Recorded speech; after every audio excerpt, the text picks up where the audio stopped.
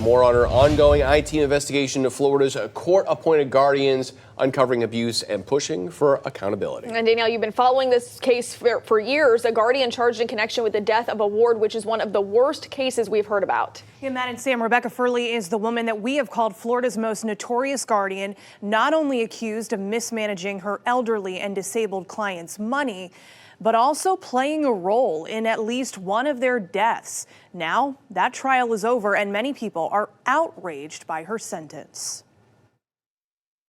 What would you want the public to know about you and about your character? No comment. Rebecca Fierle didn't want to talk to us, but her smile said a lot as she left a Tampa courthouse. We want to hear your side of this, Rebecca. This is your opportunity. I-Team Chief Investigator Mike Magnoli pressed her for answers, but she has never spoken about her guardianship career in all the years CBS 12 News has followed her case. Well, tonight we have a story of a woman who may be one of Florida's worst guardians. In 2021, we first told you that Fierle had the most prolific guardianship practice in the state, amassing hundreds of wards, overseeing millions of dollars in assets. Audits found that she collected more than $4 million in questionable fees that were never reported to or approved by the court. But for all of the complaints and investigations, the only criminal charges that Fierle has faced involve her former ward, Stryker, a 75-year-old veteran. Stephen had a medical condition that made it difficult for him to swallow, but he expressed a desire to live as long as possible. Against his wishes, Fierle signed a do not resuscitate order for him and capped his feeding tube. He died not long after. That led to abuse and negligence charges. The investigation revealed that Fierle routinely filed DNRs for her wards without court approval. Ms. Fierle had an absolute responsibility to care for Mr. Stryker and to provide for Mr. Stryker's medical care as well as his financial needs. She failed to do that. At a hearing in Tampa, she pleaded no contest to the lesser culpable negligence charge. Prosecutors wanted jail time. Her defense team asked for leniency. All we have is a guardian making guardian decisions. Maybe they're right, maybe they're wrong, but the guardian has the power to make those decisions. I've never seen a guardian get charged with a criminal case because someone disagreed with that decision. In the end, the judge said what Fierle did was wrong, but gave her 4 years of probation, citing her lack of criminal record. Crap. Disappointing, discouraging, unbelievable what happened. Advocates for guardianship reform told the I-Team seeing Fierle walk out of the courthouse was a slap in the face. Because it's unjust. Rebecca Fierle, after what she did, she should be in jail. Her light sentence caught the attention of the Center for Estate Administration Reform, which advocates for guardianship reform nationwide. Founder Rick Black sent the I-Team a long and scathing statement, which read in part, Ms. Fierle's sentence sends a signal to every predatory litigator and professional guardian that the state has little interest in prosecuting professional guardian crimes. Florida will continue to have major issues with fraudulent guardianships. Her attorney claims that she's the victim of bad publicity. The I-Team gave her the chance to talk, but she didn't take it. You say it's horrible media coverage and that in an opportunity to say what you want to say, nothing. On the upside, Fierle's case did highlight important loopholes in the guardianship system. Now, Matt and Sam, Florida law states that a guardian cannot, without the approval of a judge, sign a do not resuscitate order for their wards. So what is next for her now? Is there any chance she could become a guardian again? Well, believe it or not, state records indicate that Rebecca Fierle in Ocala has opened up a school for life coaches. So that appears to be her next plan. Regarding whether she could ever be a guardian again, the state agency that is overseeing guardian registration has revoked her registration. And the Florida Attorney General's office has weighed in on this. Just to clarify, they say she could never be a guardian again.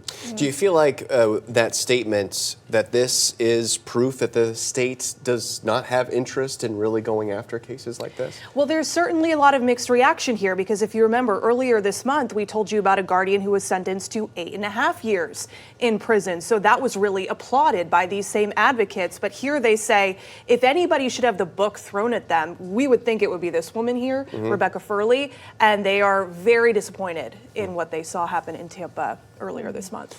Maybe one day we'll hear her side of the story. We hope so. Unlikely. All right, think back to history class. You may remember the explorer Ponce de Leon was convinced the fountain of youth was somewhere in Florida.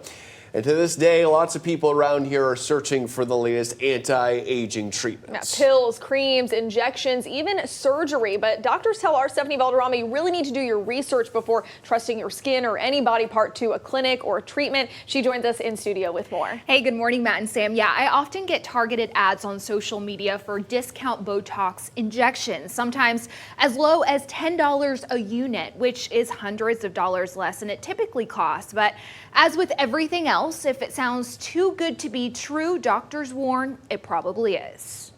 I wanted to rejuvenate my appearance and just feel better about myself. Marnie Benz says 6 years ago you would have never caught her looking in the mirror, especially after a bout with cancer. Then she decided to do something about it. She went to a local clinic and started Botox injections. I just feel like my life is just, my youth was given back.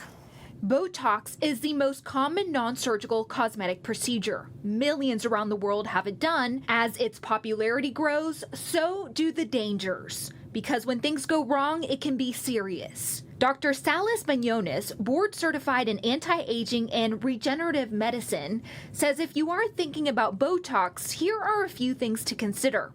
First, check out the source. Products that are on the black market, they may come from foreign countries. You can buy them online. And the packaging looks identical to the correct thing. But now it's coming from a foreign country. It's not FDA approved. Where you have the procedure done can be important as well. Dr. Banyonis recommends sticking to a medical facility for a couple reasons.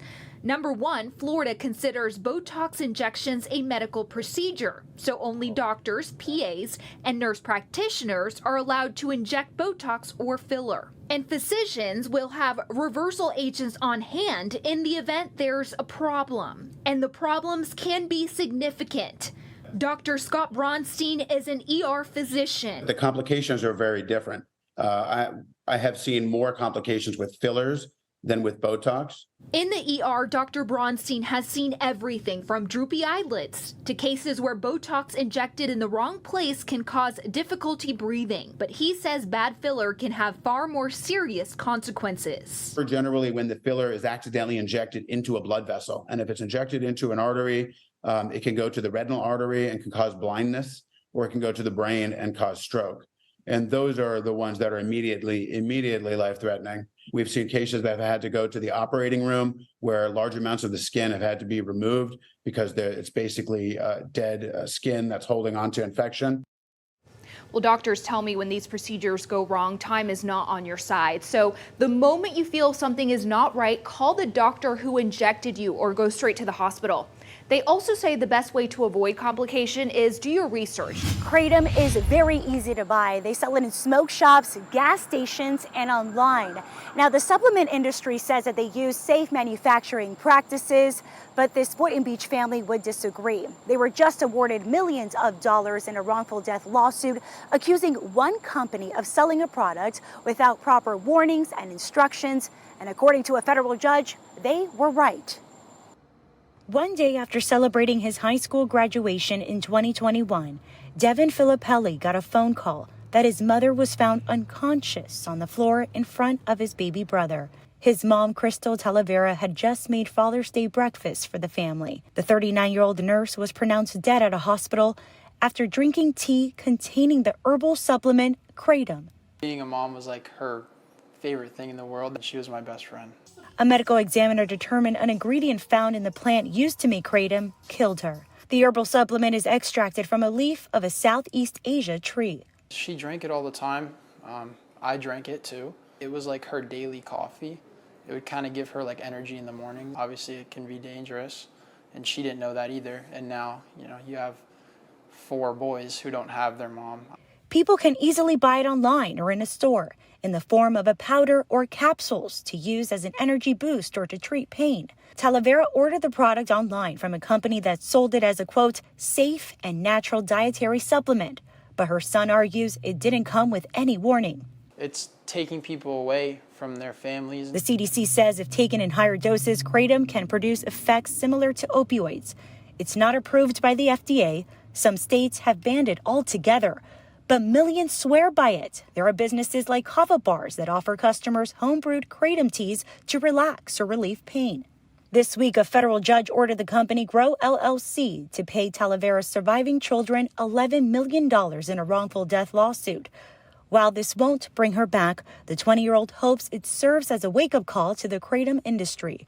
Look up some of the cases. It's taking people's lives and it's taking people away from their families. A new law went into effect this month in Florida that makes it a misdemeanor to sell Kratom to anyone under the age of 21.